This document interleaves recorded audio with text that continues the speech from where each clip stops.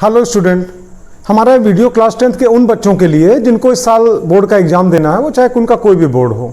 आप जानते हो आजकल चाहे राजस्थान बोर्ड हो, चाहे बिहार बोर्ड हो, चाहे यूपी बोर्ड हो, या फिर सीबीएसई हो, या फिर आईसीएसई हो, हर बोर्ड का सिलेबस अगर आप पैरेलल अगर आप रखो तो बस 19-20 का अंतर मिलेगा। सबके सिलेबस एकदम बराबर हैं। हिंदी मीडियम में क्लास 10th के वे बच्चे जो फिजिक्स को लेके काफ़ी पसोपेश में हैं, उनको लगता है फिजिक्स बहुत टफ सब्जेक्ट है, जबकि ऐसा नहीं है। ढंग से या तो आपको पढ़ाने वाला नहीं मिला, या फिर ढंग से आपको माहौल नहीं मिला, गाइड प्रॉपर आपको नहीं मिली। फिजिक्स से आसान कोई सब्जेक्ट है ही नहीं। एक जानकारी हमने इसके पहले के अपने वीडियो में भी दिया हुआ है। देखो, क्लास 10th के बच्चों के लिए हमारी 10 वीडियो की एक सीरीज है, जिसमें से 2 वीडियो पहले हम जारी कर चुके हैं। ये हमारी तीसरी वीडियो है क्लास 10th के बच्चों के लिए, पार्ट 3 आप कह सकते हो। पार्ट 1, पार्ट 2, पार्ट 3, इसी प्रकार से पार्ट 4, पार्ट 5, पार्ट 6 करते करते अगर पार्ट 10 तक अगर आप देख लेते हो तो थ्योरी के साथ साथ पूरा न्यूमेरिकल आपको मिल जाएगा। जो न्यूमेरिकल आपको समझाएंगे उसी टाइप के न्यूमेरिकल्स आपको एग्जाम में भी मिलेंगे। तो इस पार्ट 3 में हम लेते हैं, जो चैप्टर का नाम है यहाँ पे, ठीक, मानव नेत्र तथा रंग बिरंगा संसार, इस नाम से है। या फिर आप यूं कह सकते हो human I and the colourful world. इसमें आप पढ़ोगे मानव नेत्र के बारे में, हमारा नेत्र किस प्रकार कार्य करता है, किस प्रकार से अपनी फोकस दूरी बदलता है, किस प्रकार से हम रंगीन वस्तुओं को भी देख पाते हैं, कलर का एहसास कर पाते हैं, हमारे नेत्र में क्या क्या विकार, क्या क्या दोष उत्पन्न होते हैं, उन दोषों को दूर करने के लिए क्या उपाय किया जाता है। और साथ ही साथ आप पढ़ोगे प्रिज्म के बारे में भी पढ़ोगे। प्रिज्म के ऊपर जब सूर्य प्रकाश किरणें पड़ती हैं तो प्रिज्म उसको क्या करता है, 7 अलग अलग रंगों में विभक्त कर देता है। बैगनी, नीला, आसमानी, हरा, पीला, नारंगी, लाल। क्यों करता है, इस क्यों का भी जवाब आपको मिलेगा। शुरुआत करते हैं मानव नेत्र से। आप देखना, ऊपर वाले ने हमारे शरीर में तमाम अंग दे रखे हैं।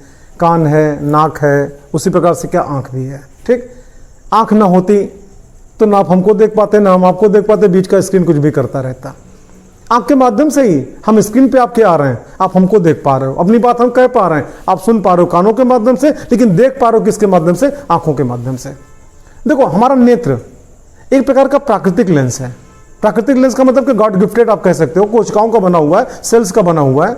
और दूसरी खास बात कि इसके अंदर अपनी फोकस दूरी बदलने की क्षमता होती है। कैसे फोकस दूरी बदलता है आपको समझाएं। जैसे हमारा नेत्र है, आप देखना, तो नेत्र के नापे मांसपेशियों का बना एक खोखला गोला हो गया ये, ठीक। और इसी के आगे आपका यहाँ पे क्या नेत्र हो गया, एक जेली टाइप का पदार्थ होता है, उसी से आपका नेत्र लेंस हमारा बना होता है, परतों के रूप में होता है। बाहर से अंदर की तरफ अगर आप बढ़ते हो तो इसका अपवर्तनांक लगातार क्या बढ़ता जाता है। मिड पॉइंट तक पहुंचते पहुंचते इसका अपवर्तनांक लगभग 1.41 के आसपास हो जाता है, ठीक। और जानते हो इसके अंदर फोकस दूरी अपनी बदलने की क्षमता होती है। देखो, किसी भी लेंस की फोकस दूरी का एक फार्मूला होता है 1/f that is equal to n-1 और ब्रैकेट में 1/r1 - 1/r2। जहां पे n क्या होता है, वायु के सापेक्ष माध्यम का अपवर्तनांक, r1 क्या होता है, लेंस के प्रथम तल की वक्रता त्रिज्या, r2 क्या होता है, लेंस के द्वितीय तल की वक्रता त्रिज्या, और f क्या होता है, फोकस दूरी, ठीक।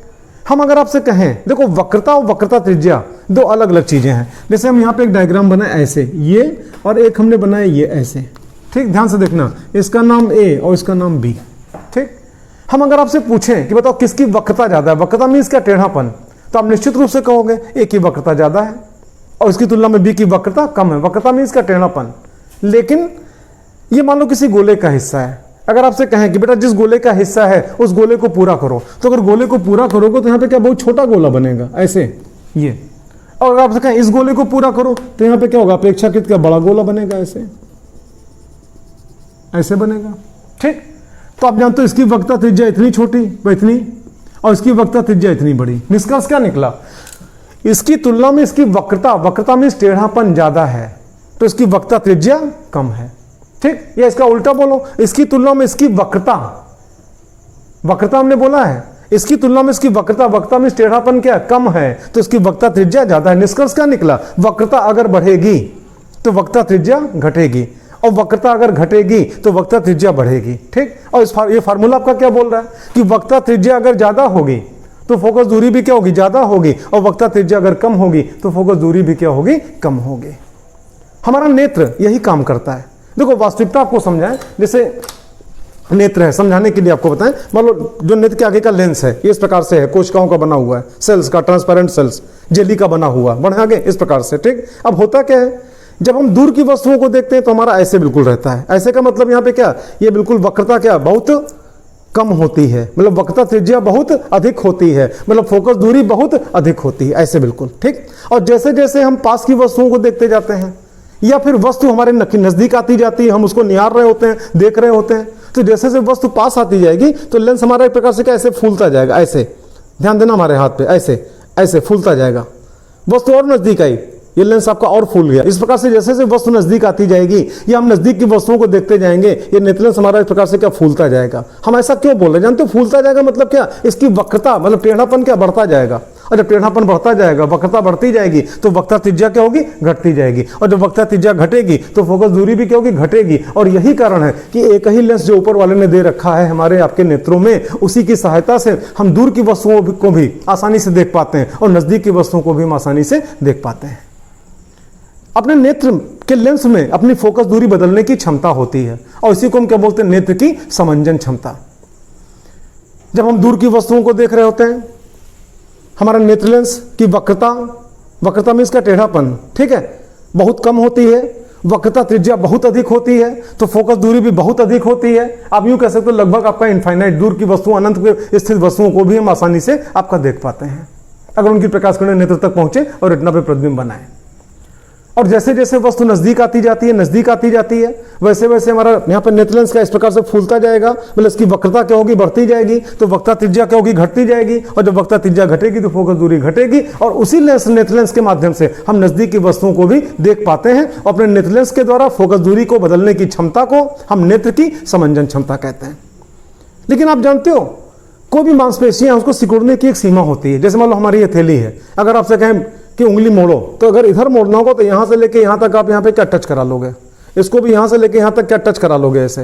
लेकिन जरा पलट के आपसे कहें कि बेटा इसको पलट के इधर से, आप इधर से इसको मोड़ो, बस इतने के बाद ही दुखना शुरू हो जाएगा, और दुखा, और ज्यादा करोगे तो फिर आप भी कहोगे छोड़ देंगे, उंगली टूट जाएगी।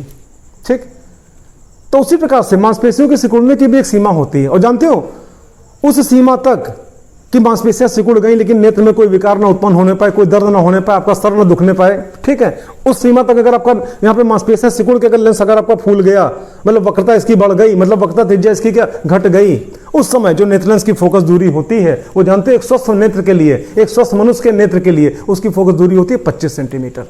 और इसीलिए हम कहते हैं कि स्पष्ट दृष्टि की न्यूनतम दूरी कितनी है, 25 सेंटीमीटर। आप यूं कह सकते हो 25 सेंटीमीटर की दूरी पर जब कोई वस्तु होती है उसको हम देख रहे होते हैं तो हमारा नेत्र लेंस अधिकाधिक जितना आपका इस प्रकार से फूल सकता था, मतलब आप यूं कह सकते हो सिकुड़ सकता था, आप यूं कह सकते हो कि इसकी वक्रता त्रिज्या जितनी घट सकती थी इतनी घट चुकी है कि इससे ज्यादा अगर आप घटाओगे तो नेत्र में विकार उत्पन्न हो जाएगा, आपका सर दुखना शुरू हो जाएगा, आंख से पानी आना शुरू हो जाएगा। लेकिन अगर 25 सेंटीमीटर की दूरी पर वस्तु है, उससे अधिक दूरी पर वस्तु है, तो ऐसी दशा में नेत्र में कोई विकार उत्पन्न नहीं होगा। और इसीलिए स्पष्ट दृष्टि की न्यूनतम दूरी कितनी मानी जाती है, 25 सेंटीमीटर एक स्वस्थ नेत्र के लिए।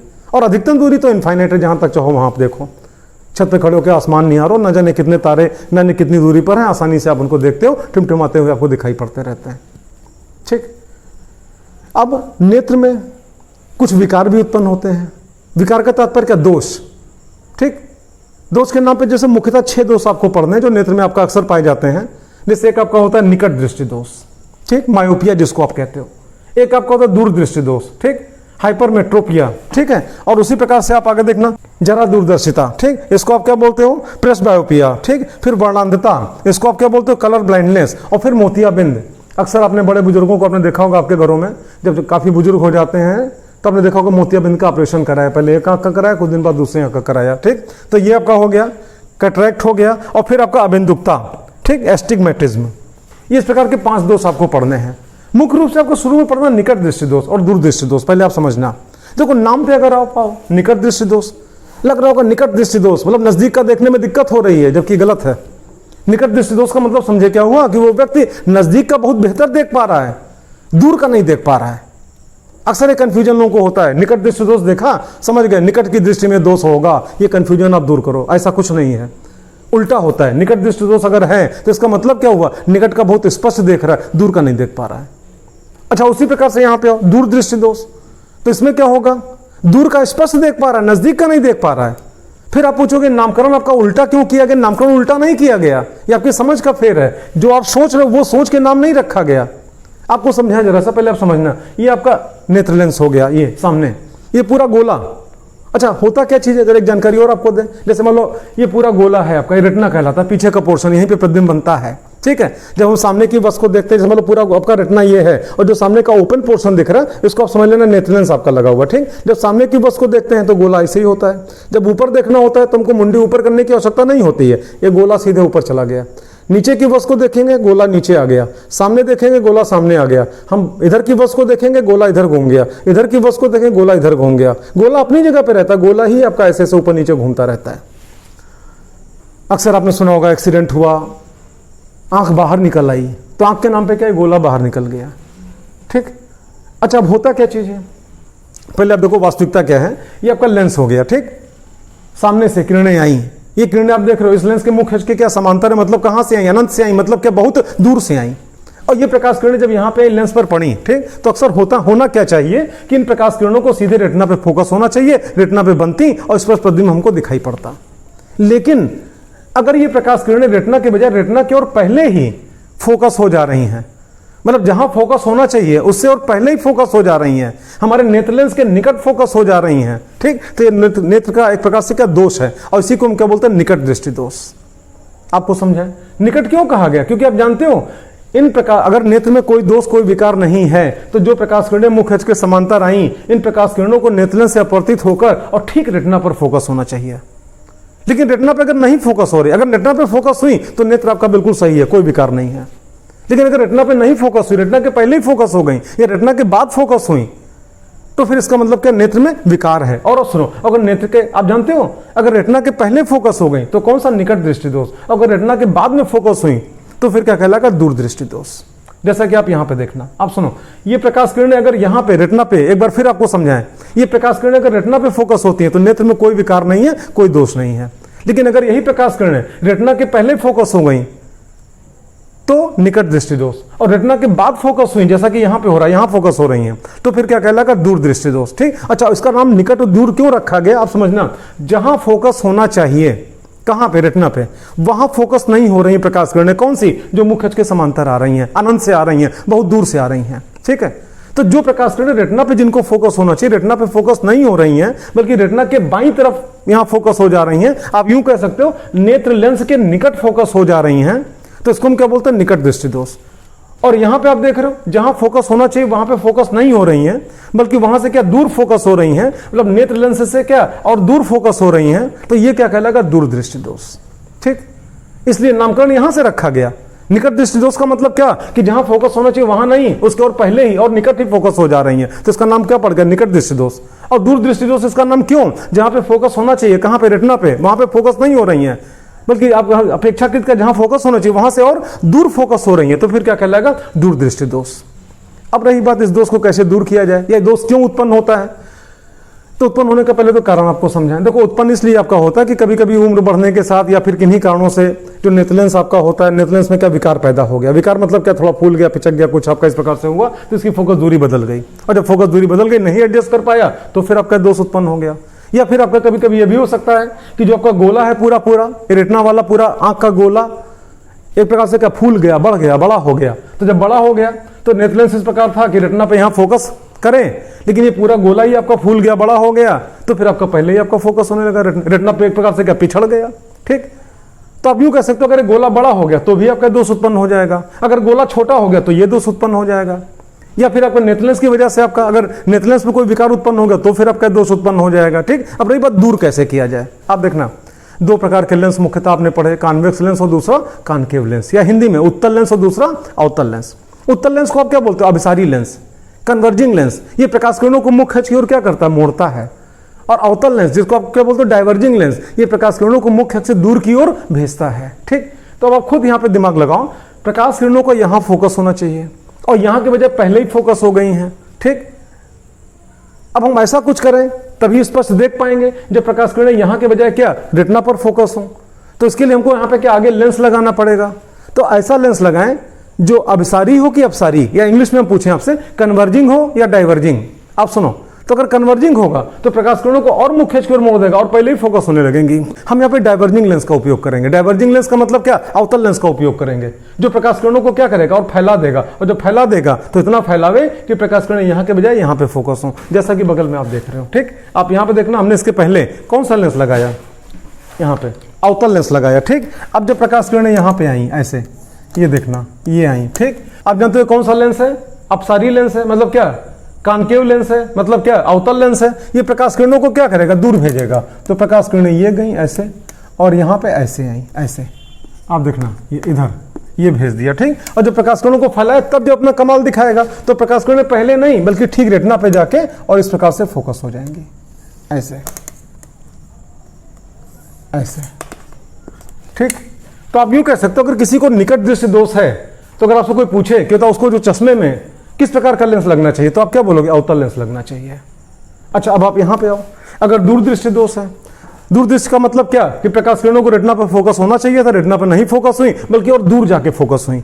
नेत्र लेंस से क्या, एक प्रकार से और ज्यादा दूरी बना के फोकस हुई। ठीक, इससे आपका वस्तुएं यहाँ पे स्पष्ट बिंदु नहीं दिख रहा है बल्कि धब्बा टाइप का दिखेगा, वस्तुएं स्पष्ट नहीं दिखाई पड़ रही हैं।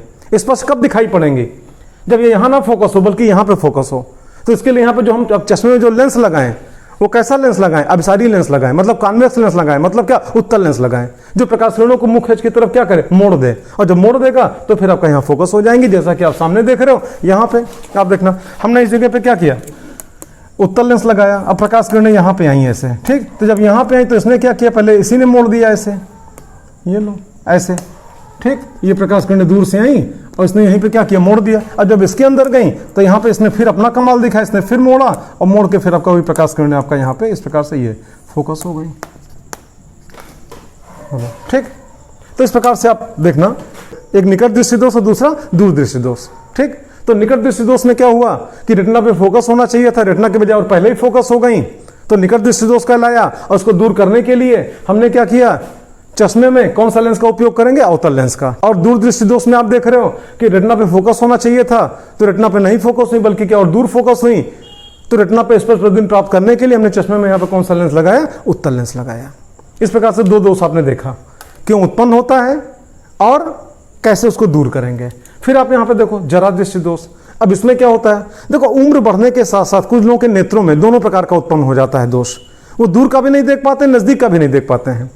तो उनके चश्मे में जानते हो बाईफोकल लेंस लगता है।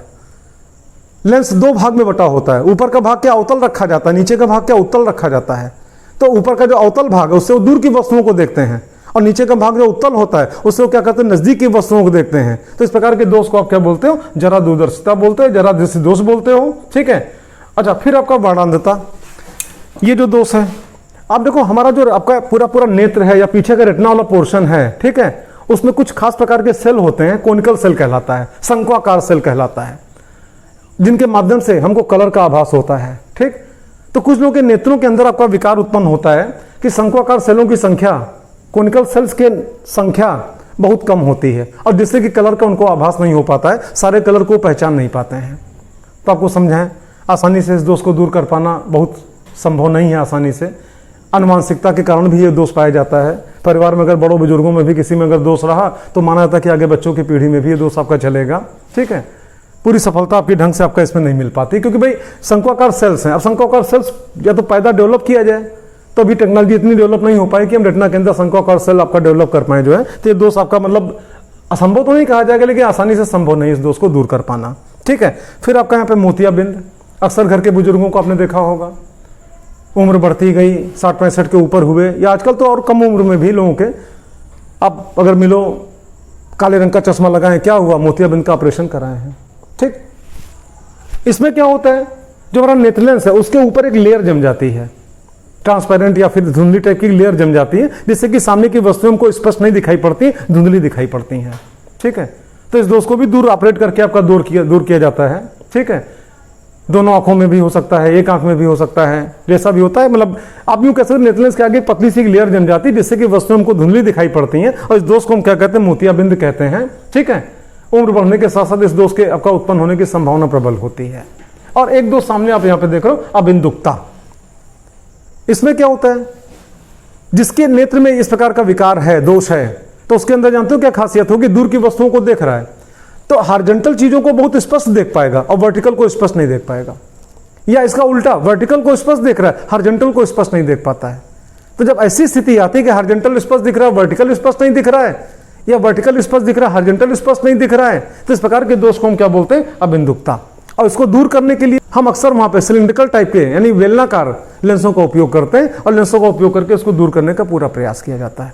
इस प्रकार से हमने नेट लेंस के बारे में जानकारी ली। अब इसके बाद फिर आपको पढ़ना प्रिज्म के बारे में।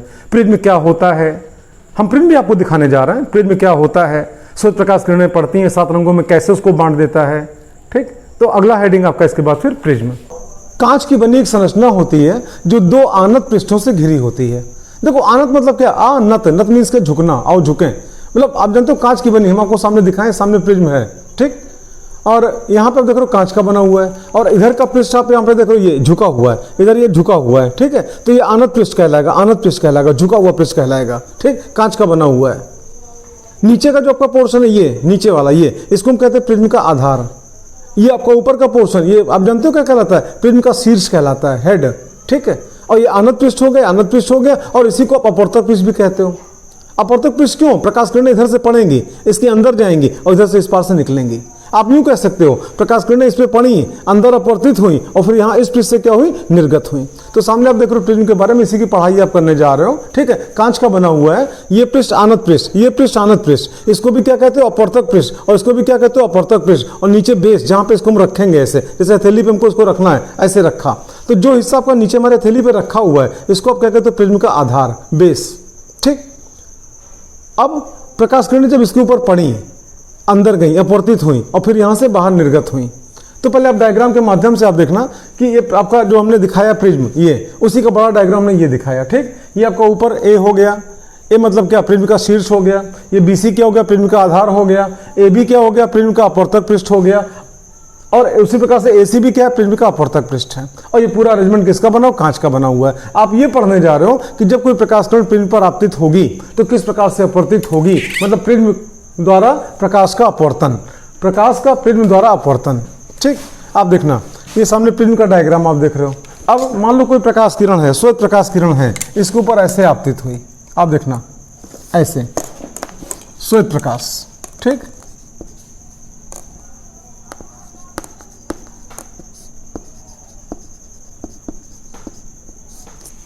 ऐसे, that is the mixture of 7 colour. आप जानते हो बैगनी, नीला, आसमानी, हरा, पीला, नारंगी, लाल, 7 रंगों का मिक्सचर बराबर क्या? सफेद रंग। थोड़ा सा इसके बारे में भी आपको जानकारी आपको दे दें, जब कभी फुर्सत में आपको टाइम मिले। एक छोटा सा डिस्क ले लो, गत्ते का बना हो चाहे लकड़ी का बना हो, डिस्क लेना है सर्कुलर शेप में। ठीक है, और उसको आप जानते हो 7 बराबर भागों में उसको आप बांट दो। पहले उसके ऊपर आप कोई व्हाइट पेपर चिपका दो और 7 बराबर भागों में बांट दो, बराबर भागों में। ठीक, और एक भाग को बैगनी से रंग दो, बगल वाले को नीले से रंग दो, उसके बगल वाले को आसमानी से, हरे से, पीले से, नारंगी से, और फिर लाल से आप रंग दो। अरे ऐसा रंगना, कलर करना कि सबकी तीव्रता बराबर रहे। ये नहीं कि आपका लाल कलर आपका खत्म हो गया तो पानी बढ़ा बढ़ा के आपने मिला दिया, ऐसा नहीं, सबकी तीव्रता बराबर रहे। ठीक, और उसका कोई मोटर ले लो, मोटर के अंदर से एक रॉड निकलती है जिसको आप क्या कहते हो? सैफ्ट। ठीक है, उसी डिस्क में छेद करके और उसी सेट में उसको पहना के जकड़ दो। ठीक, और जब मोटर को ऑन करोगे डिस्क घूमेगी और जैसे डिस्क स्पीड पकड़ेगी वही डिस्क आपका सफेद रंग की दिखाई देगी। भले वो चाहे आपका जब रुक जाएगी तो फिर आपका 7 रंगों में अलग अलग बटी हुई दिखाई पड़ेगी। हम आपको कल ही से समझा रहे हैं कि आप जानते हो श्वेत प्रकाश that is the mixture of 7 colour, 7 रंगों का मिश्रण होता है, बैगनी, नीला, आसमानी, हरा, पीला, नारंगी, लाल, और 7 को बराबर मात्रा में मिला दो तो बराबर क्या हो जाएगा? श्वेत प्रकाश हो जाएगा। ठीक है, तो प्रिज्म हो गया। श्वेत प्रकाश किरणें इसके ऊपर पड़ी। देखो प्रकाश किरणें यहां तक हम लाए, लेकिन जैसे यहां पे लाए पेन हमारी रुक गई। क्यों रुक गई? हमारी पेन की इंक नहीं खत्म हुई, हमने जानबूझ के रोका इसको। और क्यों रोका? क्योंकि आप जानते हो इसके बाद यहाँ पे माध्यम क्या बदल रहा है, यहाँ पे माध्यम क्या हवा निर्वात है और यहाँ पे माध्यम का कांच है, और एक माध्यम से दूसरे माध्यम में प्रकाश किरणें जब जाती हैं तो अपने मार्ग से विचलित हो जाती हैं, और इसी घटना को प्रकाश का अपवर्तन कहते हो, रिफ्रैक्शन ऑफ लाइट। ठीक, तो आप जानते हो प्रकाश किरणें यहाँ पे रुक गई। अब हमको अंदर प्रकाश किरणों को अपवर्तित कराना है, और अपवर्तित कराने के पहले आप समझना है यहाँ पे हमको यहाँ पे एक अभिलंब की आवश्यकता होगी। तो अभिलंब के लिए हम यहाँ पे एक डॉटेड लाइन खींचते हैं। आप देखना यहाँ पे इस प्रकार से एक हमने डॉटेड लाइन ऐसे खींचा, ऐसे ये। ठीक, ध्यान से आप देखना। देखो अभिलंब हमेशा पृष्ठ के अभिलंबित होता है, मतलब ये अपवर्तक पृष्ठ है, ये एंगल कितना 90 डिग्री और ये एंगल आपका कितना 90 डिग्री। ठीक, ये आपका डॉटेड लाइन आपका जो ब्लू कलर से हमने दिखाया ये क्या कहलाएगा? इस बिंदु पर अभिलंब कहलाएगा। इस बिंदु को आप क्या कहोगे? आपतन बिंदु कहोगे। ये कौन सी किरण है? आपतित किरण है। ठीक। अच्छा, ये माध्यम क्या? विरल। ये माध्यम क्या? सघन। और विरल से सघन में जाएंगी प्रकाश किरणें, तो आप जानते हो अभिलंब की ओर झुक जाती हैं। आप सुनो, अगर ये माध्यम बराबर होता, मतलब जो माध्यम ये वही माध्यम ये, तो प्रकाश किरणें बिल्कुल सीधी रेखा में चल रही होती। लेकिन ये माध्यम का विरल और ये माध्यम का सघन, विरल से सघन में जाएंगी प्रकाश किरणें, अभिलंब की ओर झुक जाएंगी। ये प्रकाश किरणें मान लो अभिलंब की ओर ऐसे झुक गई। आप देखो, देखो प्रकाश किरणों का रास्ता तो ये था ना, लेकिन जब अंदर पहुंची तो अभिलंब आप जानते हो यही तो है। नहीं समझे? आप देखना, ये अभिलंब है तो आप जानते हो अभिलंब का ये पोर्शन कौन सा? वायु में है, निर्वात में है। और ये पोर्शन कहां पे? कांच के अंदर है। तो जब प्रकाश किरणें वायु निर्वात होंगी तो अभिलंब का ये पोर्शन देखेंगे, जब प्रकाश किरणें कांच के अंदर होंगी तो अभिलंब का ये पोर्शन देखेंगे यहाँ पे। ठीक। तो आप देखना, ये आपका यहाँ पे क्या? वायु निर्वात है। ये क्या? कांच है। तो वायु निर्वात में से जब कांच में प्रकाश किरणें पहुंची, अभिलंब की ओर झुक गई। आप देखो अभिलंब की ओर झुकी, लेकिन जब यहां पहुंची प्रकाश किरणें फिर रुक गई। हमने जानबूझ कर रोक दिया। क्यों? क्योंकि माध्यम फिर बदल रहा है, हमको फिर यहाँ पे आवश्यकता पड़ेगी। किसकी? अभिलंब की। तो यहाँ पे हमने फिर अभिलंब खींचा। अभिलंब हमेशा पृष्ठ के क्या होता है? अभिलंबवत होता है। तो आप देखो पृष्ठ के अभिलंबवत ऐसे करके ये डॉटेड लाइन ऐसे ये हमने खींच दिए। ठीक। अब ये माध्यम क्या? सघन। और ये माध्यम का विरल। सघन से विरल में प्रकाश किरणें जाती हैं तो अभिलंब से दूर हट जाती हैं। देखो, अगर ये दोनों माध्यम बराबर होता, यहाँ पे कांच है और यहाँ पर भी अगर कांच होता तो प्रकाश किरण बिल्कुल सीधी ऐसे जा रही होती। लेकिन ये कांच और ये वायु, ये सघन, ये विरल, सघन से विरल में जाएगी, अभिलंब से दूर हटेगी। प्रकाश किरणें फिर दूर हटी यहाँ पे। आप देखना, तो ये प्रकाश किरण यहाँ से निकल के और यहाँ पे ये चली आई ऐसे, ये ध्यान देना। ठीक। तो ऐसी कंडीशन में आप देखना, ये आपतित किरण, ये अपवर्तित किरण, और उसको हम क्या बोलेंगे? निर्गत किरण। ठीक। आप जानते हो आपतित किरण अभिलंब से जितना कोण बनाती है उसे हम क्या कहते हैं? आपतन कोण। ठीक। और ये निर्गत किरण है, अभिलंब से जितना कोण बनाएगी इसको हम क्या कहते हैं? निर्गमन कोण। मान लो उसको माइडैश लिख दें, निर्गमन कोण है। निर्गमन कोण क्यों? ये निर्गत किरण है, अभिलंब से जितना कोण बनाएगी इसको हम निर्गमन कोण कहेंगे। ठीक। अब जो आपतित किरण है इसको अगर हम सीधे आगे बढ़ाएं, मतलब हम ये मान के चलें कि अगर प्रिज्म ना होता तो प्रकाश किरण का मार्ग आप देखो यही तो होता, ऐसे ऐसे। ये अगर ये प्रिज्म ना होता तो प्रकाश बिल्कुल स्ट्रेट लाइन में सीधे ऐसे हो जाती। लेकिन प्रिज्म था, प्रिज्म ने क्या किया? प्रकाश किरणों का अपवर्तन किया। एक नहीं दो बार अपवर्तन किया। एक बार यहां पे अपवर्तन हुआ, एक बार यहां पे अपवर्तन हुआ। ठीक है। तो आप जानते हो ये आपतित किरण, ये अपवर्तित किरण, निर्गत किरण। ठीक है। तो प्रकाश किरणों को प्रिज्म ने क्या किया? इधर की ओर भेज दिया, ये निर्गत किरण। ठीक। तो आपतित किरण और निर्गत किरण के बीच जो कोण बनता है उसे हम क्या कहते हैं? विचलन कोण, डेविएशन एंगल। आप देखना, इसको आप पीछे बढ़ाओ ऐसे ऐसे, ये आपने पीछे बढ़ाया। ठीक। तो ऐसी कंडीशन में आप देखना, ऐसे आपने पीछे बढ़ाया। ठीक। तो यहाँ पे ये जो एंगल फॉर्म हुआ, ये डेल्टा, इसको हम क्या कहते हैं? विचलन कोण कहते हैं। अगर आपसे कोई पूछे विचलन कोण की परिभाषा क्या होती, डेफिनेशन क्या होती, तो आप यही बोलना कि आपतित किरण और निर्गत किरण के मध्य बने कोण को हम क्या कहते हैं? विचलन कोण कहते हैं, डेविएशन एंगल कहते हैं। ठीक। अच्छा, आपतन कोण क्या होता है? आपतित किरण अभिलंब से जो कोण बनाती है उसे हम क्या कहते हैं? आपतन कोण कहते हैं। ठीक। अच्छा, उसके बाद अगर मैं कोई ग्राफ पेपर ले लें और ग्राफ पेपर में एक एक्सिस पे, मान लो एक्स एक्सिस पे हमने आपतन कोण दिखा दिया और वाई एक्सिस पे हमने विचलन कोण दिखा दिया। अच्छा, उसके बाद क्या करें? आपतन कोण आई के मान को बदलें। तो आप जानते हो आई का मान बदलोगे तो डेल्टा का मान क्या होगा? बदलेगा। ठीक। तो आप जानते हो आपतन कोण आई के अलग अलग मानों पर विचलन कोण डेल्टा के हम अलग अलग मानों को ज्ञात कर लें और उसके बाद आपतन कोण आई और विचलन कोण डेल्टा के बीच में ग्राफ खींचें। ठीक। तो ग्राफ में जानते हो क्या डिजाइन मिलेगी हमको? ग्राफ में इस प्रकार का सही का निशान आप कह सकते हो, ऐसे ये मिलता है। आप पूछोगे इसका मतलब क्या? आपको फिर समझाएं। देखना, ये आपका मूल बिंदु है। हम इधर की ओर चलेंगे तो आपतन कोण का मान क्या होगा? बढ़ेगा। इधर की ओर आएंगे तो आपतन कोण का मान क्या? घटेगा। ऊपर चलेंगे विचलन कोण का मान बढ़ेगा, नीचे आएंगे विचलन कोण का मान क्या होगा? घटेगा। ठीक। अगर हम आपतन कोण आई के अलग अलग मानों पर विचलन कोण डेल्टा के अलग अलग मानों को ज्ञात कर लें और उसके बाद आपतन कोण स्मॉल आई और विचलन कोण डेल्टा के मध्य ग्राफ खींचें तो उस ग्राफ में हमको इस प्रकार से एक सही का निशान हमको प्राप्त होता है। ठीक। ये निशान जानते हो बहुत कुछ जानकारी आपको देता है। ये निशान आपसे ये कहता है कि शुरू में जब आपतन कोण का मान बढ़ाते हो तो विचलन कोण का मान क्या होता है? घटता है। ठीक। और आपतन कोण के एक विशेष मान पर, आप देखो ये विशेष मान है, आपतन कोण के एक विशेष मान पर ये विचलन कोण का मान घट के न्यूनतम हो जाता है। ठीक। और उसका जब फिर आप आपतन कोण का मान बढ़ाते हो तो विचलन कोण का मान क्या? फिर बढ़ने लगता है। यानी आप यूं कह सकते हो कि आपतन कोण के सिर्फ एक विशेष मान पर विचलन कोण का मान आपको अति अल्पतम प्राप्त होता है। अगर आपतन कोण का मान उस विशेष मान से क्या कम होगा तो भी विचलन कोण का मान बढ़ेगा, और अगर आपतन कोण का मान उस विशेष मान से क्या अधिक होगा तो भी आपतन कोण का मान बढ़ेगा। यानी कि आप यूं कह सकते हो कि आपतन कोण के एक तथा केवल एक विशेष मान पर विचलन कोण का आपको अल्पतम मान प्राप्त होता है, जिसे आप डेल्टा मीन से लिखते हो। और आपको जानकारी दें, देखो आपतन कोण जो आई का मान है ये बराबर होता है A plus delta mean upon 2, जहां पे ए कौन सा एंगल आपका, ये, इसको हम कहते हैं प्रिज्म कोण या प्रिज्म का अपवर्तक कोण कहते हैं। ठीक, तो आप जानते हो आपतन कोण आई बराबर क्या होता है, A plus delta mean upon 2, और अपवर्तन कोण स्मॉल आर। आप पूछोगे अपवर्तन कोण यहाँ पे क्या है, आप देखना ये आपका यहाँ पे सीधे से जा रहा था, ये अभिलंब है। ठीक, तो ये कौन सी आपतित किरण, ये कौन सी अपवर्तित किरण। ठीक, तो आपतित किरण ने अभिलंब से जो कोण बनाया वो आपतन कोण कहलाया, और उसी प्रकार अपवर्तित किरण अभिलंब से जो कोण बनाएगा ये अपवर्तन कोण कहलाएगा, ये अपवर्तन कोण आर हो गया। ठीक, और आर बराबर क्या होता है, a/2। देखो आर बराबर a/2 क्यों होगा, या आई बराबर ए प्लस डेल्टा मीन अपॉन 2 क्यों होगा, कैसे होगा, इसका भी बाकायदा डेरिवेशन है, लेकिन आपके 10th क्लास में इसका डेरिवेशन कोर्स में नहीं है, सीधे डायरेक्ट फार्मूला आपका है।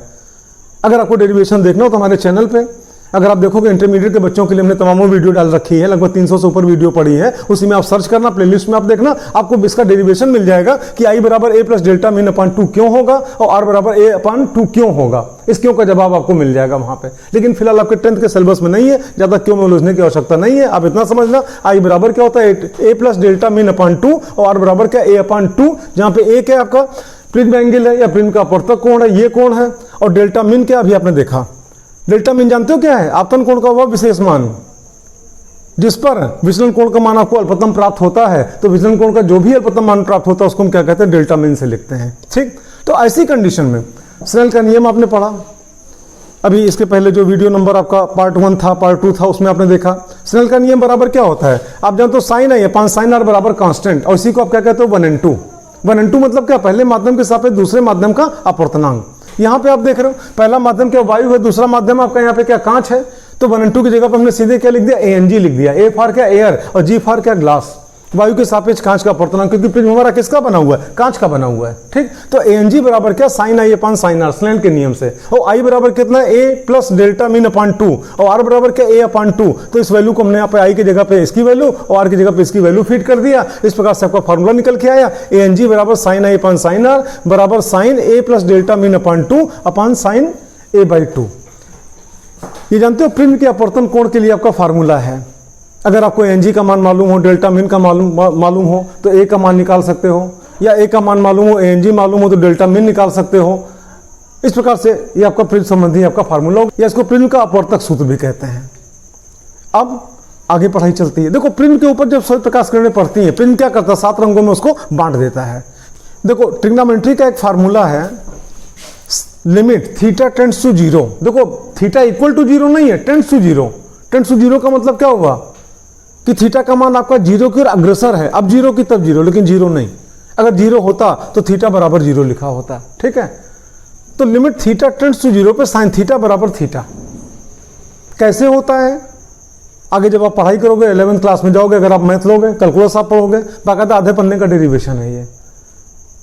तो फिलहाल आप आगे देखना, लिमिट थीटा टेंड्स टू 0 पे साइन थीटा बराबर क्या होता है, थीटा, और लिमिट थीटा टेंड्स टू 0 पे cos थीटा बराबर क्या होता है, 1। इन दोनों के बाकायदा अलग अलग डेरिवेशन है। फिलहाल अभी आपका 10th से मतलब नहीं है, अगर आप 11th में जाओगे, मैथ पढ़ोगे, कैलकुलस में इसका डेरिवेशन आपको मिलेगा।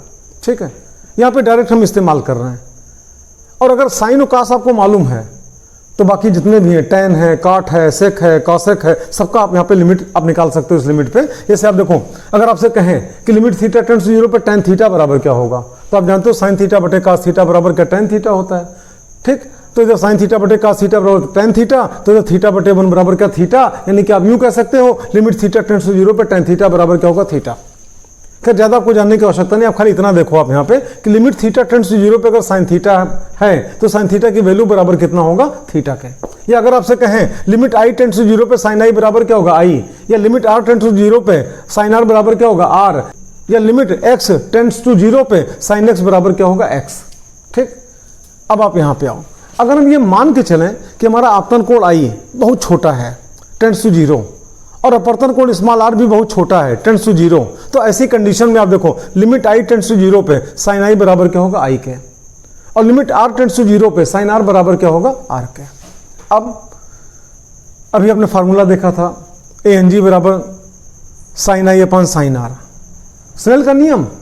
और अगर आपका I टेंड्स टू 0 पे साइन आई बराबर I हो सकता है, R टेंड्स टू 0 पे साइन आर बराबर R हो सकता है, और हम ये मान के चल रहे हैं कि आपतन कोण I का मान और अपवर्तन कोण स्मॉल r का मान हमारा यहाँ पे क्या अति अल्पतम है, तो ऐसी कंडीशन में साइन आई की जगह पे क्या हो गया I और साइन आर की जगह पे क्या हो गया R।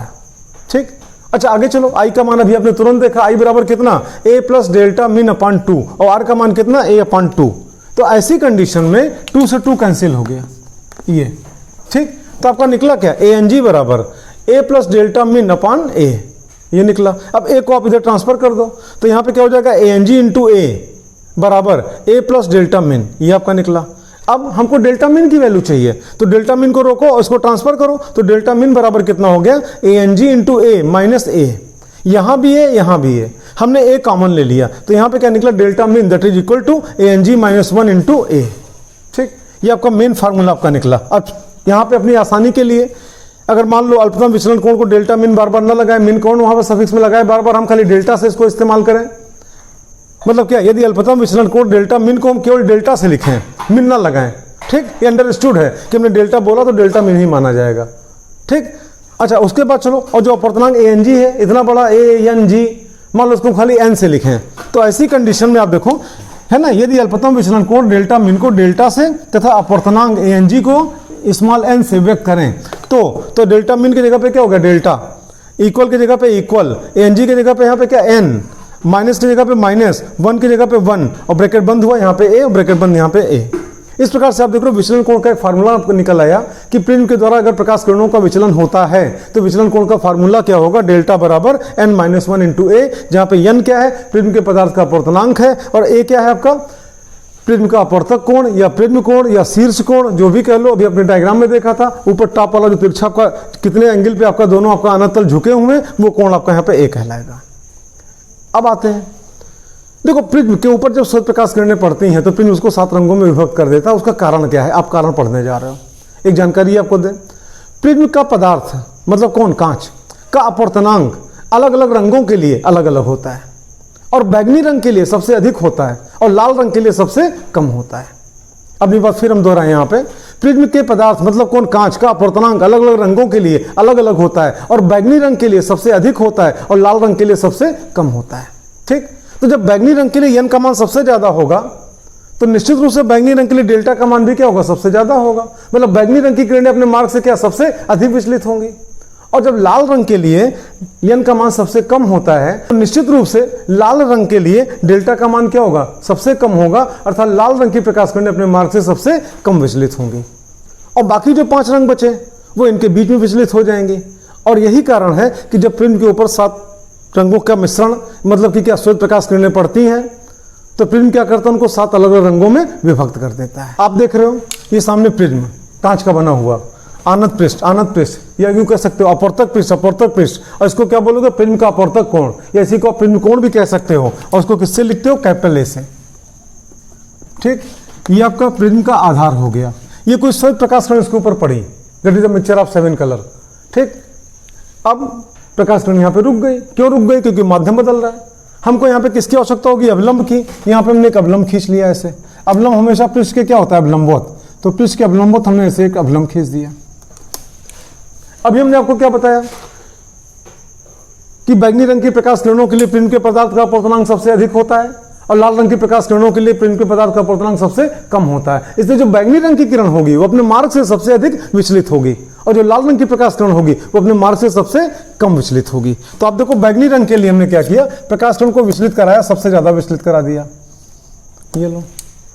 और लाल रंग की प्रकाश किरणों को उसको भी हमने विचलित कराया, लेकिन अपेक्षाकृत क्या, बहुत कम विचलित कराया। आप देखो ऐसे ऐसे, और बाकी जो 5 रंग की किरणें होंगी वो इनके बीच में एडजस्ट होंगी।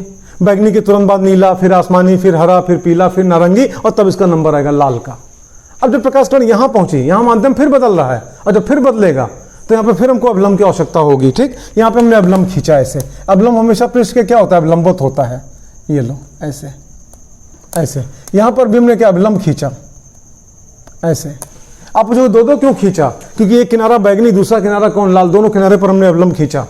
और आप जानते हो ये सघन, ये विरल सघन से विरल में प्रकाश किरणें जाएंगी, अवलंब से दूर हट जाएंगी। अगर ये माध्यम दोनों बराबर होता तो स्ट्रेट लाइन बिल्कुल ऐसे निकल जाती, लेकिन ये आप जानते हो क्या सघन माध्यम है, कांच है, ये क्या वायु है, सघन से विरल में जाएगी, अवलंब से दूर हटेगी। ये प्रकाश किरण आपका इधर आई ऐसे, ये ठीक।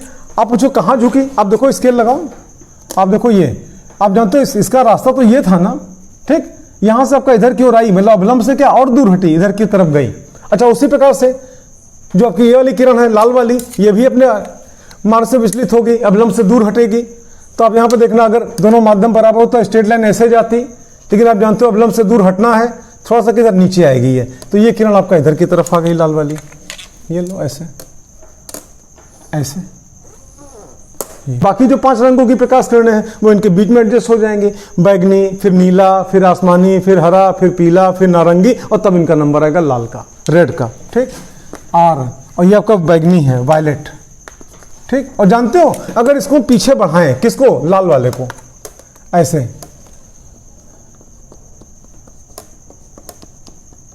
ठीक। और उसी प्रकार से अगर हम बैगनी को पीछे बढ़ाएं, आप देखना ऐसे,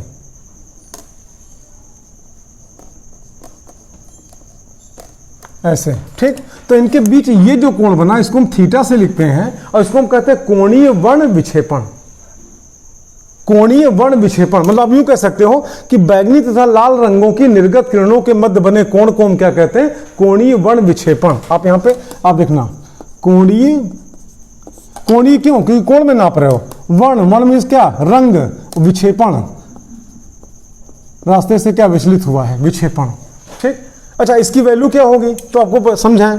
आप देखना, अगर ये प्रिज्म रास्ते में ना होता तो आप जानते हो आपतित किरण का रास्ता यही तो था। आप देखना, अगर प्रिज्म रास्ते में ना होता तो आपतित किरण का मार्ग यही तो था, ऐसे इसी रास्ते में जाता, ठीक। लेकिन प्रिज्म ने क्या किया, प्रकाश किरणों को उधर नहीं भेजा, उसमें से बैगनी रंग से कहा तू इधर चल, और लाल रंग से कहा तू इधर चल, ठीक। तो प्रिज्म ने क्या किया, लाल रंग की प्रकाश किरण को उसके मार्ग से विचलित कराया। तो मान लो ये विचलित कराया, इसको हम यहां पे लिख दें डेल्टा आर, ठीक। और इसी प्रिज्म ने बैगनी रंग की प्रकाश किरणों को भी उसके मार्ग से विचलित कराया।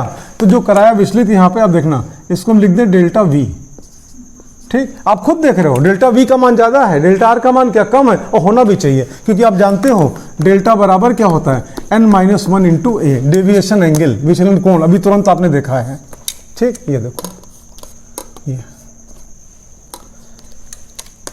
ऐसे। और आप ये भी जानते हो n अपूर्णांक बैगनी रंग के लिए सबसे ज्यादा, तो बैगनी रंग के लिए डेल्टा का मान सबसे ज्यादा। आप देखो डेल्टा वी का मान ज्यादा है कि नहीं, और लाल रंग के लिए अपूर्णांक सबसे कम, यानी आप जानते हो लाल रंग के लिए n का मान क्या सबसे कम, तो लाल रंग के लिए डेल्टा का मान क्या होगा, सबसे कम। तो आप देखो लाल रंग के लिए क्या, देखो सबसे कम है कि नहीं, और बाकी 5 रंगों के लिए इन दोनों के बीच में होगा। अब अगर हमको थीटा का मान चाहिए, तो आप जानते हो अगर ये एंगल थीटा है तो निश्चित रूप से ये भी तो एंगल थीटा होगा, ठीक। और ये एंगल कैसे निकले, आप डेल्टा वी में से डेल्टा आर घटा तो ये एंगल आपका निकल आएगा। आप यूं कह सकते हो कि theta that is equal to delta v minus delta r, या आप यूं कह सकते हो थीटा बराबर डेल्टा वी, तो डेल्टा वी कैसे निकले, n v minus 1 into a, और यहाँ पे एन आर माइनस 1 और इंटू ए। तो इस प्रकार से theta that is equal to n v into a और माइनस ए, और minus n r into a, और यहाँ पे क्या प्लस ए, ठीक। आप जानते हो ए से ए कैंसिल हो जाएगा, ये लो, ठीक। तो ऐसी कंडीशन में theta that is equal to n v minus n r, और यहाँ पे ए, ये कोणीय वर्ण विक्षेपण आपका निकल आया। मतलब आप यूं कह सकते हो बैगनी तथा लाल रंगों की निर्गत किरणों के मध्य बना कोण, थीटा का मान अगर निकालना तो ऐसे आप निकाल सकते हो।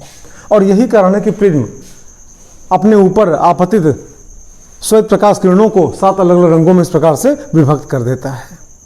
अगर आपसे कोई पूछता है कि इसका कारण क्या है, तो सिर्फ आपको एक लाइन बोलना है कि प्रिज्म के पदार्थ का अपूर्णांक अलग अलग रंगों के लिए अलग अलग होता है। बैगनी रंग के लिए सबसे अधिक होता है, लाल रंग के लिए सबसे कम होता है, और इसलिए जब सूर्य की प्रकाश किरणें, श्वेत प्रकाश किरणें जब इसके ऊपर आपतित होती हैं तो बैगनी रंग की प्रकाश किरणें अपने मार्ग से सबसे अधिक विचलित हो जाती हैं, और लाल रंग की प्रकाश किरणें अपने मार्ग से क्या सबसे कम विचलित होती हैं।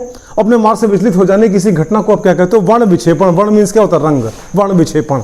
अब हम आपको बताने जा रहे हैं कि आखिर ये इंद्रधनुष कैसे बनता है, रेनबो जिसको आप कहते हो। पहली बात तो आप सभी लोग जानते हो कि इंद्रधनुष हर मौसम में नहीं दिखाई पड़ता, अक्सर बरसात के मौसम में दिखाई पड़ता है। तो बरसात के मौसम में क्या खासियत होती है जानते हो, वातावरण में, वायुमंडल में वायु के कणों के साथ साथ जलवाष्प के कण भी मौजूद होते हैं।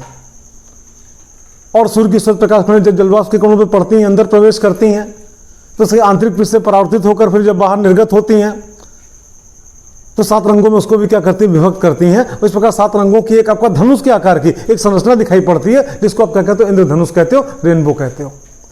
बेहतर समझाने के लिए हम यहाँ पे जल की एक बूंद ले रहे हैं, इतनी बड़ी, आपको बेहतर समझ में आ जाए। काफी बड़ी हमने बूंद लिया, बूंद क्या, इसको बूंदा कह सकते हो, ठीक। अंदर क्या वाटर मॉलिक्यूल्स भरे हुए हैं, जल की नन्ही सी बूंद है, एक कणिका है, और सूर्य की प्रकाश किरण यहां से पड़ी। कैसी प्रकाश, श्वेत प्रकाश, ठीक। That is the mixture of 7 colour. आप देखना ये श्वेत प्रकाश, जिसको कि आप 7 रंगों का मिश्रण कहते हो, श्वेत प्रकाश, ये ठीक, इसके ऊपर आपतित हुआ। और जब यहां पे आपतित हुआ, आप जानते हो ये बिंदु क्या कहलाएगा, आपतन बिंदु कहलाएगा। अंदर क्या वाटर मॉलिक्यूल्स भरे हुए हैं, जल की नन्ही सी एक कणिका है। जब यहां पे आपतित हुआ, ये आपतन बिंदु कहलाएगा। अंदर जाएगा, माध्यम बदलेगा, माध्यम बदलेगा, अपने मार्ग से विचलित होगा, ये विरल, ये सघन, विरल से सघन में जाएगा, अभिलंब की ओर झुक जाएगा। तो झुकाएंगे बाद में, पहले अभिलंब तो देखो कहां पे होगा।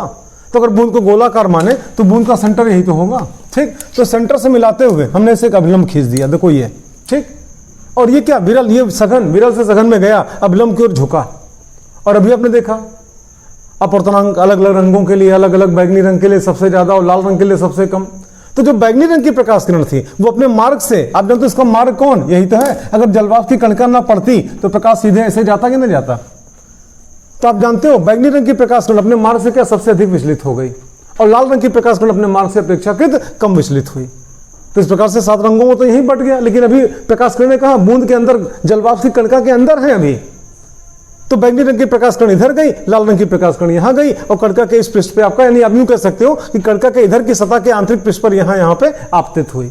और जब आपतित हुई तो जानते हो कुछ भाग इसका यहाँ पे क्या बाहर निर्गत भी होगा और कुछ परावर्तित भी होगा। और जो परावर्तित होगा वो परावर्तन के नियम का पालन करेगा। और परावर्तन का नियम क्या है, आपतन कोण बराबर परावर्तन कोण, ठीक। जितना कोण ये आपतन कोण, उतना कोण ये परावर्तन कोण। उसी प्रकार नीले रंग के लिए या बैंगनी रंग के लिए जितना ये आपतन कोण उतना ये परावर्तन कोण, ठीक। तो आप जानते हो यहां पे हमको अभिलंब की आवश्यकता हुई, तो इसको हमने सेंटर से मिलाया, ये हमने छोटा सा एक अभिलंब खींच दिया। यहां पे हमको अभिलंब की आवश्यकता हुई, इसको हमने सेंटर से मिलाया, छोटा सा एक अभिलंब खींच दिया। तो लाल रंग वाली प्रकाश किरण आपतन कोण बराबर परावर्तन कोण का नियम का पालन करते हुए इधर परावर्तित हुई।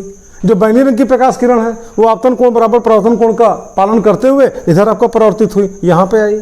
और जब यहां पे आई तो यहां से क्या बाहर निर्गत होगी। तो यहां पे हमको अभिलंब चाहिए, तो इसके लिए इसको हमने सेंटर से मिलाया। अब पूरा नहीं खींचा, छोटा सा हिस्सा हमने अपने काम भर का खींच लिया, ठीक है। उसी प्रकार यहाँ पे हमको अभिलंब की आवश्यकता हुई, यहां से हमने इसको सेंटर से मिलाया, पूरा नहीं खींचा, अपने काम भर का हमने खींच लिया, ठीक। अब आप आगे देखना, तो ये जो प्रकाश किरण आपकी यहाँ पे आई, देखो स्ट्रेट अगर आती तो सीधे इधर जाती, लेकिन इधर नहीं जा रही है, ये इधर जा रही, मतलब अभिलंब से क्या दूर हट रही है। उसी प्रकार यहाँ पे बैगनी वाली देख लो, अगर बैगनी वाली अगर आती आप देखो तो उसका रास्ता आपका ये था, यहाँ पे इस जगह पे आती, लेकिन आप जब तो यहाँ पे नहीं इधर आ रही है, मतलब अभिलंब से दूर हट रही है। तो इस प्रकार से आप देख रहे हो कि बैगनी रंग की प्रकाश किरण यहाँ पे, लाल रंग की प्रकाश किरण यहाँ पे दिखाई दे रही है, और बाकी जो 5 रंगों की प्रकाश किरणें होंगी वो इनके बीच में दिखाई पड़ेंगी। और धरती पे जमीन पे खड़े होकर हम देख रहे हैं, आप देख रहे हो, ये हमारा आपका नेत्र है, प्रकाश किरणें नेत्र के अंदर घुस रही हैं और 7 अलग अलग रंगों की हमको दिखाई पड़ रही हैं। ये तो जलवाष्प की केवल एक कणिका है ना। यही स्टोरी जितनी भी कणिकाएं आपकी बरसात के मौसम में आसमान में उपलब्ध होंगी सबके साथ घटित होंगी। और जब सबके साथ घटित होंगी तो एक बड़ा सा, काफी बड़ा सा हमको बैगनी, नीला, आसमानी, हरा, पीला, नारंगी, लाल 7 रंगों की अलग अलग ऐसे एक वृत्ताकार टाइप की वहां पे पट्टियां दिखाई पड़ती हैं, और इसी को आप क्या कहते हो, इंद्रधनुष कहते हो, रेनबो कहते हो। ये हमारा लेक्चर 3 है। ये आपके बुक के अनुसार लेसन नंबर 3 संभवतः होगा। देखो पढ़ना सारा है, लेसन नंबर 1-2 आगे पीछे हो सकता है। अब इस वीडियो में कुछ टॉपिक्स है जिसको आप देखोगे इसके बाद, जैसे आपका प्रकाश का प्रकीर्णन, स्कैटरिंग ऑफ लाइट, ये क्या होता है। एक वैज्ञानिक थे, उनका नाम था लॉर्ड रेले, उनका नियम क्या है, और जब उनका नियम समझ जाओगे तो आपको ये समझने में आसानी हो जाएगी कि आसमान का रंग नीला क्यों होता है, या फिर सूर्योदय के समय, सूर्यास्त के समय हमको सूर्य वहाँ पे लाल क्यों दिखता है, उसके चारों तरफ लालरी क्यों दिखती है, लालिमा क्यों दिखती है, और या फिर खतरे का रंग लाल क्यों होता है। इतने क्यों का जवाब ले लो, ये चैप्टर आपका खत्म, या लेक्चर आपका खत्म। फिर इसके बाद आपका लेक्चर 4 में पूरी की पूरी इलेक्ट्रिसिटी आप पढ़ोगे, लेक्चर 5 में पूरा का पूरा मैग्नेटिज्म आप पढ़ोगे।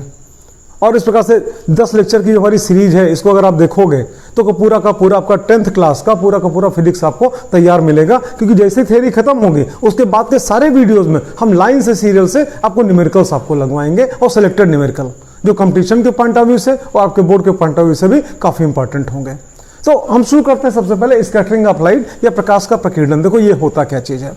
आपने तो सूर्य से जो प्रकाश किरणें निकली, देखो सूर्य से जो प्रकाश किरणें निकलती हैं श्वेत प्रकाश किरणें, सूर्य से जो प्रकाश किरणें निकलती हैं श्वेत प्रकाश किरणें निकलती हैं, that is the mixture of 7 colour, बैगनी, नीला, आसमानी, हरा, पीला, नारंगी, लाल।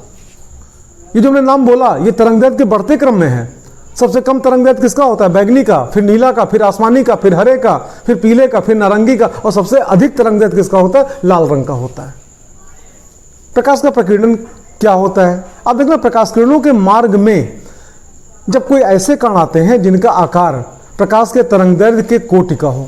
अब आप पूछोगे कोटि का तात्पर्य क्या होता है? देखो प्रकाश का तरंगदैर्घ्य अमूमन आप जानते हो लगभग 3800 एंगस्ट्रॉम से लगभग 7800 एंगस्ट्रॉम के बीच में होता है। ठीक, तो प्रकाश किरणों के मार्ग में ऐसे कण आवे जिनका तरंगदैर्घ्य लगभग 3800 एंगस्ट्रॉम से 7800 एंगस्ट्रॉम के कोटि में हो, अर्थात एंगस्ट्रॉम के कोटि में हो। तो ऐसे कणों की विशेषता होगी, प्रकाश किरणों को क्या करेंगे? ये एब्जॉर्ब करके अपने अंदर से प्रकाश का उत्सर्जन करेंगे। किस रंग के प्रकाश का उत्सर्जन करेंगे? ये कणों के आकार पर निर्भर करता है। अगर बड़े आकार का, इनसे बड़े आकार का होगा तो प्रकीर्णन नहीं होगा, श्वेत प्रकाश है सोता ही चला जाएगा, व्हाइट कलर का ही आपका प्रकाश दिखाई पड़ेगा।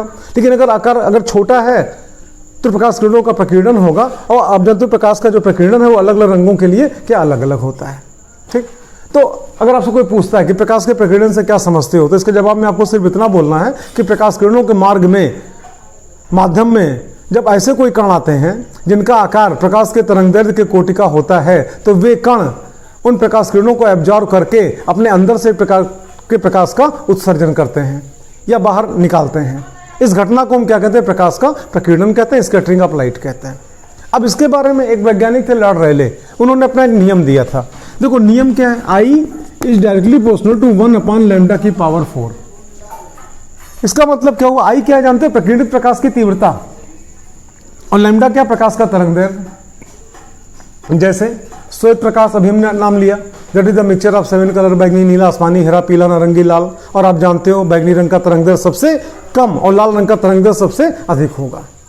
तो ऐसी कंडीशन में चूंकि लाल रंग का तरंगदैर्घ्य सबसे अधिक होगा, इसलिए लाल रंग की प्रकाश किरणों के लिए अगर हम आपसे पूछें प्रकीर्णित प्रकाश में लाल रंग के प्रकाश की मात्रा क्या होगी? बहुत कम होगी, उनकी तीव्रता बहुत कम होगी। और सबसे कम किसके लिए? बैगनी। तो बैगनी रंग के लिए लैम्डा का मान क्या? सबसे कम। तो प्रकीर्णित प्रकाश की तीव्रता अगर आप कहोगे तो बैगनी रंग के लिए क्या होगा? सबसे अधिक होगी। नीले रंग के प्रकाश की अगर आप बात करोगे तो उसकी तीव्रता कुछ कम होगी। अगर आपसे कोई पूछता है कि श्वेत प्रकाश किरणें किसी कण पर पड़ी जो प्रकीर्णन की घटना को दे सकता है, ठीक है, तो बताओ किस रंग की प्रकाश किरणों का प्रकीर्णन अधिक होगा? बल्कि आप यूं कह सकते हो कि प्रकीर्णित प्रकाश में किस रंग के प्रकाश की मात्रा अधिक होगी? तो आपका जवाब होगा यहाँ पे कि बैगनी रंग के प्रकाश की मात्रा क्या होगी? अधिक होगी, और लाल रंग के प्रकाश की मात्रा सबसे कम होगी। अब रही बात, अगर बैगनी रंग के प्रकाश का प्रकीर्णन अधिक होता है तो आसमान हमको बैगनी रंग का दिखाई पड़ना चाहिए, नीला क्यों दिखाई पड़ता है? तो हमारा आपका जो नेत्र है, एक स्वस्थ मनुष्य का नेत्र, ह्यूमन बॉडी का जो नेत्र है, आई है, ठीक है, ये बैगनी रंग की तुलना में नीले रंग के लिए अपेक्षाकृत अधिक सुग्राही है। तो पढ़ने के नाम पे तो प्रकीर्णित प्रकाश में बैगनी की मात्रा अधिक होती है, लेकिन बैगनी रंगों के लिए हमारा आपका नेत्र अपेक्षाकृत क्या कम सुग्राही है। इसकी तुलना में नीले रंग के प्रकाश किरणों के लिए हमारा आपका नेत्र अपेक्षाकृत अधिक सुग्राही है, और यही कारण है कि आसमान हमको वहां पे क्या नीले रंग का दिखाई पड़ता है। होता क्या चीज है? सूर्य से प्रकाश किरणें चली, आप जानते हो वायुमंडल कुछ ही ऊंचाई तक है, ये मालूम पृथ्वी है, पृथ्वी से कुछ ऊंचाई तक वायुमंडल है, 15, 16, 17 किलोमीटर। आप सोच रहे होगे 15, 16, 17 क्यों बोल रहे हैं, सीधे क्यों नहीं बोल दे रहे हैं? सीधे कहां से बोल सकते हैं? जाड़े का मौसम होगा, जितने भी आपके वायुमंडल में आपका एयर मॉलिक्यूल्स होंगे सब परस्पर क्या निकट होंगे। गर्मी का मौसम होगा, टेम्परेचर ज्यादा होगा, जितने भी आपके एयर मॉलिक्यूल्स होंगे सब क्या दूर दूर होंगे। तो ये तो आपका घटता बढ़ता रहता है, एग्जैक्ट कहां बोला जा सकता है? तो ऐसी कंडीशन में आप सुनना, सूर्य से प्रकाश किरणें जब धरती पे आती हैं तो रास्ते में वायुमंडल में जो वायु के कण हैं या इसी में तमामों इंप्योरिटीज होंगी, धूल के कण, धुएं के कण, ये सब भी विद्यमान होते हैं। इनसे प्रकाश का क्या प्रकीर्णन होता है? मतलब आप जानते हो ये जो कण है, खासतौर पे हाइड्रोजन, नाइट्रोजन इत्यादि आपका, प्लस आपका धूल या धुएं के कण इत्यादि, जिनका आकार प्रकाश के तरंगदैर्घ्य के कोटि का होता है, लगभग एंगस्ट्रॉम के कोटि में होता है जिनका आकार। तो ये क्या करते हैं? सूर्य के प्रकाश कणों को एब्जॉर्ब करके अपने अंदर से प्रकाश का उत्सर्जन करते हैं। इस घटना को प्रकाश का प्रकीर्णन कहते हैं। और साथ ही साथ आप यहां पे देखना, लाल रंग के लिए लैम्डा का मान सबसे अधिक होता है, तो प्रकीर्णित प्रकाश में लाल प्रकाश की मात्रा सबसे कम होगी, यानी हमारे नेत्रों तक पहुंचते पहुंचते जो प्रकाश किरणें प्रकीर्णित होकर पहुंचेंगी उसमें बैगनी रंग के प्रकाश की मात्रा सबसे अधिक होगी, क्योंकि हमारा आपका नेत्र बैगनी रंग की अपेक्षा नीले रंग के लिए अधिक सुग्राही है। इसीलिए हमको जब ऊपर की ओर मुंडी उठाकर हम देखते हैं तो आसमान हमको नीला नीला नजर आता है। प्रकाश का प्रकीर्णन आपने देखा, लॉर्ड रेले का नियम आपने देखा सामने, आसमान नीला क्यों दिखाई पड़ता है ये आपने देखा। अब रही बात सूर्योदय सूर्यास्त के समय, जब कभी सूर्य की तरफ हम देखें या आप देखो तो वहां पे क्या लालरी दिखाई पड़ती, लालिमा दिखाई पड़ती है। सूर्योदय के समय सूर्य का लाल दिखाई पड़ता है और सूर्यास्त के समय भी सूर्य हमको लाल दिखाई पड़ता है। ऐसा क्यों? इस क्यों का जवाब लेना। ये पृथ्वी है, कुछ आइडिया लग गया होगा। यहां पे मान लो आप खड़े हो ऐसे, ठीक, आपको हमको इतना छोटा क्यों बनाया, हम तो काफी बड़े हैं। आप इमेजिन करो ये पृथ्वी है, यहां से लेके यहां तक की दूरी 6400 किलोमीटर है, 6400 किलोमीटर, तो उसकी तुलना में हमने आपको तो बहुत बड़ा बना दिया। एक पॉइंट भी रखना गुनाह होगा आपके लंबाई के नाम पे। आप देखना, तो ये पृथ्वी हो गई और ये चारों तरफ जो डॉटेड लाइन आप देख रहे हो ये पृथ्वी के चारों ओर का वायुमंडल हो गया। आप जानते हो पृथ्वी के निकट वायुमंडल में वायु के कण अपेक्षाकृत क्या अधिक सघन होंगे और जैसे जैसे पृथ्वी से दूर हटते जाओगे एक प्रकार से क्या विरल होते जाएंगे, वायु के कण एक प्रकार से क्या दूर दूर होते चले जाएंगे। ठीक, तो दिन के समय, जिस समय जिसको आप खड़ी दोपहरिया कहते हो, सूर्य कहाँ आपके ठीक ऊपर होता है, और जब ठीक ऊपर होता है वहां से प्रकाश किरणें सीधे आपका जब आपके नेत्रों पर पड़ती हैं तो उन प्रकाश किरणों को अपेक्षाकृत क्या बहुत कम दूरी चलनी पड़ती है। लेकिन सूर्योदय के समय और सूर्यास्त के समय आप देखो सूर्य कहां पे होता है। देखो जिस समय सूर्योदय होगा, जिस समय तो पृथ्वी घूमती तो रहती है, ठीक, तो सूर्योदय के समय जो प्रकाश किरणें होंगी वो इस प्रकार से, आप देखना, आप कह सकते हो क्षितिज पर होंगी। आप पूछे क्षितिज का मतलब क्या, ये ऐसे इधर ऐसे। आप देखना, मान लो सूर्योदय के समय प्रकाश आपका सूर्य यहां पर है और सूर्यास्त के समय सूर्य यहां पर है, ठीक। खड़ी दोपहरिया जिसको आप कहते हो, दोपहर का 12 बजे के आसपास का समय, उस समय सूर्य कहाँ यहां पर होगा। यानी आप यूं कह सकते हो, मान लो सुबह 5 बजे सूर्योदय हुआ तो 5 बजे सूर्य यहां पे, 6 बजे यहां पे, 7 बजे यहां पे, 8 बजे यहां पे, 9 बजे यहां पे, 10 बजे यहां पे, 11 बजे यहां पे, 12 बजे खड़ी दोपहरिया ऊपर। फिर आपका 1 बजे यहां पे, 2 बजे यहां पे, 3 बजे यहां पे, 4 बजे यहां पे, 5 बजे यहां पे, 6 बजे यहां पे, ठीक, सूर्यास्त हो रहा है। तो ये मान लो सूर्योदय है और मान लो सूर्यास्त है। तो सूर्योदय के समय भी आप देख रहे हो, इसको हम बोलते हैं क्षितिज। क्षितिज क्यों कहते हैं? आप देखो पृथ्वी तल यही तो है, पृथ्वी तल को पर हमने यहाँ पे स्केल रखा, तो आप जानते हो पृथ्वी तल के बिल्कुल ठीक समांतर इधर चले आओ, यहाँ सूर्य, पृथ्वी तल के ठीक समांतर आप इधर चले आओ, इधर सूर्य। ये पृथ्वी तल है जिसमें हम लोग खड़े हैं, ये ठीक। तो इसको हम बोलते हैं कि सूर्योदय सूर्यास्त के समय सूर्य कहाँ पे है? क्षितिज पर है, क्षितिज इसी को कहते हैं। तो ऐसी कंडीशन में प्रकाश किरणों को हमारे आपके नेत्रों तक पहुंचने के लिए अपेक्षाकृत बहुत अधिक दूरी चलनी पड़ती है। जरा ध्यान से देखना, हम अधिक दूरी कौन सी दूरी की बात कर रहे हैं। यहां से लेके यहां तक की दूरी में स्केल भी निशान लगाया, आप देखो, यानी आप जानते हो अगर क्षितिज पे होगा यहां से यहां या फिर सूर्यास्त के समय यहां से यहां, तो प्रकाश किरणों को इतनी दूरी चलनी पड़ी, यहां से लेके यहां तक इतनी दूरी चलनी पड़ी। आप देखो, नापो, वायुमंडल यहां तक तो है, ठीक। अच्छा, और खड़ी दोपहरिया जब होगी तब आपका यहाँ पे क्या खाली इतनी दूरी चलनी पड़ेगी। कुछ आइडिया लग गया होगा। जिस समय खड़ी दोपहरिया जिसको आप कहते हैं दोपहर का 12 बज रहा है, उस समय आपके यहाँ पे क्या सूर्य को हमारे आपके नेत्रों तक आने के लिए वायुमंडल में केवल इतनी दूरी चलनी पड़ रही है। और सूर्योदय सूर्यास्त के समय सूर्य की प्रकाश किरणों को हमारे आपके नेत्रों तक आने के लिए देखो वायुमंडल यहाँ तक है, यहाँ से लेकर यहाँ तक की इतनी दूरी चलनी पड़ रही है, ठीक। तो सूर्योदय या सूर्यास्त के समय सूर्य से आने वाली प्रकाश किरणें हमारे नेत्रों पर जब पहुंचती हैं तो वायुमंडल में अपेक्षाकृत बहुत अधिक दूरी तय करके आती हैं। और जब बहुत अधिक दूरी तय करके आती हैं तो रास्ते पर उनका क्या प्रकीर्णन होता रहता है। कौन कराता है? वही धूल के कण, धुएं के कण, हाइड्रोजन नाइट्रोजन के कण इत्यादि, ये प्रकीर्णन कराते हैं। और अभी आपने देखा लॉर्ड रेले के नियम के अनुसार बैगनी या नीले रंगों के लिए लैम्डा का मान सबसे कम होता है, तो बैगनी नीले रंगों का प्रकीर्णन क्या होगा? सबसे अधिक होगा। तो होता कि जब अधिक दूरी तय करके आती है तो रास्ते में बैगनी नीले रंगों का इतना अत्यधिक प्रकीर्णन हो चुका होता है, इतना अत्यधिक प्रकीर्णन हो चुका होता है कि हमारे नेत्रों तक पहुंचते पहुंचते बैगनी लाल रंग की प्रकाश किरणें एक प्रकार से रास्ते में खत्म हो जाती हैं। तो बसता कौन है? लाल, या उसके निकट कौन? नारंगी। यही सब किरणें हमारे नेत्रों तक पहुंच पाती हैं, ठीक। और यही कारण है कि सूर्योदय सूर्यास्त के समय सूर्य हमको चारों तरफ वहां पे क्या उसकी लालिमा दिखाई पड़ती है, हमको सूर्य वहां पे क्या लाल दिखाई पड़ता है, ठीक। ये भी आपने देखा। अब रही बात खतरे का रंग लाल होना। अक्सर आपने देखा होगा सड़क पे चलते समय मान लो कहीं पे किनारे गड्ढा हो गया या कहीं एक्सीडेंट ना हो जाए, कहीं आपका सड़क टूट गई है, गड्ढा हो गया है, ठीक है, या रास्ते में कोई अवरोध है, तो लोग वहां पे क्या एक लाल कपड़ा, लाल झंडा वहां पे टांग देते हैं। नहीं, कुछ मेरा लाल कपड़ा ही उठा के आपका डंडे में लगा के टांग दिया गया वहां पे। या फिर आपका ट्रेन को रुकने के लिए जो आपका सिंबल है वो क्या किस रंग का? लाल रंग का है। तो खतरे का रंग लाल क्यों रखा जाता है, उस क्यों का जवाब देने जा रहे हैं। देखो, लाल रंग का तरंग दैर्घ्य सबसे अधिक होता है। ये जीके का भी क्वेश्चन है और जब लाल रंग का तरंगदैर्ध्य सबसे अधिक होगा तो लाल रंग की प्रकाश किरणें बहुत दूर तलक जा सकती हैं, बहुत दूर से दिखाई पड़ेंगी, और इसीलिए खतरे का रंग लाल रखा जाता है। और इस प्रकार से ये लेक्चर हमारा खत्म हुआ, या आपकी बुक के अनुसार संभवतः ये चैप्टर खत्म हुआ।